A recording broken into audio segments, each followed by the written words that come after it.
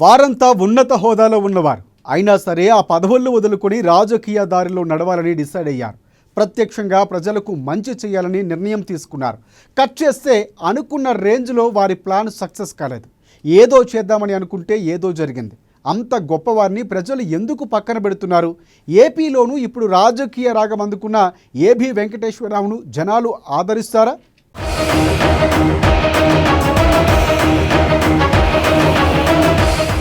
పదవులకు రాజీనామా చేసి రాజకీయ ప్రజాక్షేత్రంలో సక్సెస్ అయిన వారు ఎందరు? కలెక్టర్ ఉద్యోగం వద్దని రాజకీయాల్లోకి జేపీ, వాలంటీర్ రిటైర్మెంట్ తీసుకుని రాజకీయాల్లో జేడి, బీజేపీలో చేరి ఐపీఎస్కు అన్నామలై వాలంటరీ రిటైర్మెంట్. రాజకీయాల్లోకి వస్తానంటున్న ఏబీ వెంకటేశ్వరరావు. రాజకీయాల్లోకి అఖిల భారత ఉద్యోగులు రావటం సహజమైపోయింది. ఉద్యోగాలు విరమణ చేసిన వారు కొందరు, మధ్యలోనే పీక్ స్టేజ్లో ఉన్న స్థితిలో వాలంటరీ రిటైర్మెంట్ తీసుకుని బయటకు వచ్చిన వారు మరికొందరు. ఎలా చూస్తున్నప్పటికీ వారి లక్ష్యం రాజకీయాలు, అందరి బాట ప్రజాక్షేత్రమే.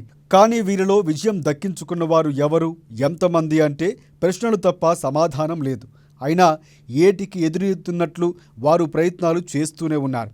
ప్రస్తుతం ఏపీకి చెందిన ఏబీ వెంకటేశ్వరరావు కూడా రాజకీయాల్లోకి వస్తున్నట్లు ప్రకటించిన దరిమిలా ఈ చర్చ కొనసాగుతోంది.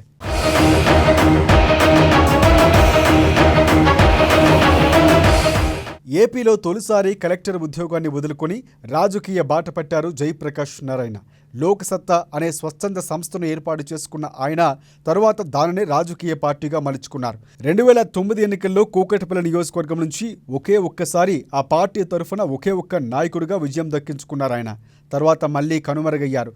ప్రస్తుతం విశ్లేషకుడిగా మాత్రమే ఉండిపోయారు జేపీ.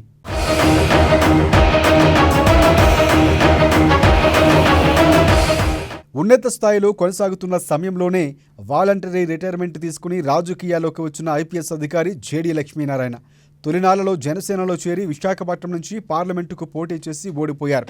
తర్వాత సొంతంగా పార్టీ పెట్టుకున్న దాన్ని కూడా పుంజుకునేలా చేయలేకపోయారు. ప్రస్తుతం తటస్థ రాజకీయాలకు ఆయన కేంద్రంగా ఉన్న ప్రాజెక్టు కాలేకపోయారు. ప్రజల ఆశీర్వాదం పొందలేకపోయారు.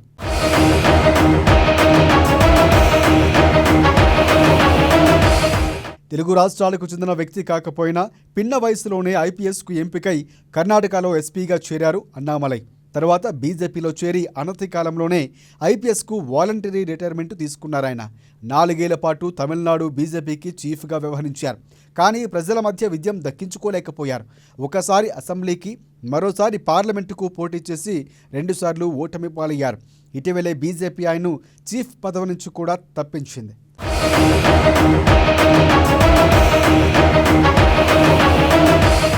ఇప్పుడు రాజకీయాల్లోకి వస్తానని చెప్పిన ఆలూరి బాల వెంకటేశ్వరరావుకు నేరుగా ప్రజలతో ప్రత్యక్ష సంబంధం ఏమీ లేదు. అయితే కమ్మ సామాజిక వర్గం అనే ఒక్క ట్యాగ్ మాత్రమే ఉంది. ఆయనకు కలిసి వచ్చే అవకాశం కూడా ఉంది. కానీ ఇది కూడా ఎంతవరకు అనే విషయాన్ని గమనిస్తే చెప్పడం కష్టమే. వ్యక్తిగత అజెండాను ఎంచుకుంటే ముందుకు సాగడం కష్టం. మరి ఏం జరుగుతుందో చూడాలి.